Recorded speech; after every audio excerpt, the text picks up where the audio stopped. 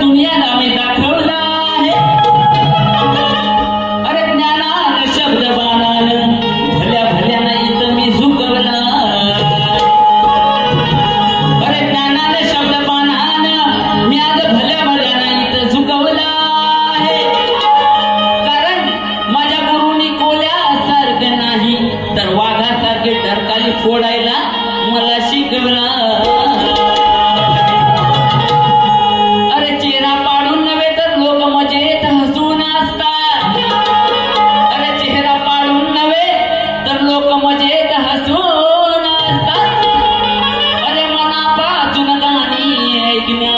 माझी इथे हे बसून असतात.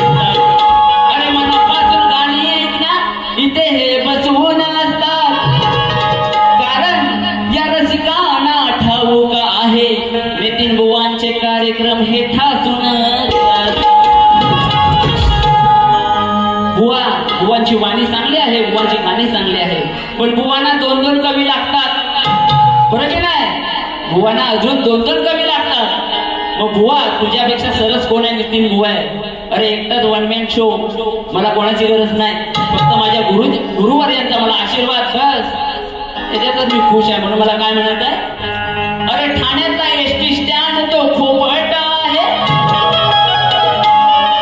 त्या दादरला रस्त्याचे नाव सेनापती बापट आहे. आणि हा दुसऱ्याने लिहून दिलेली स्क्रिप्ट वाचणारा हा लाल चोचीचा पोपट.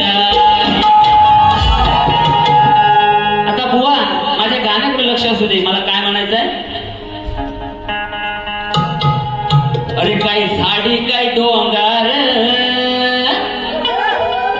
हा तोडवीत आलाय मेलार.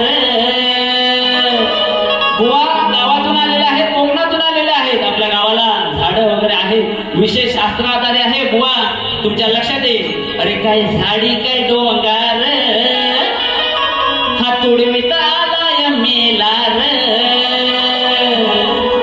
अरे या पळवूया माकडा देऊन वाकडा देऊन केला रे.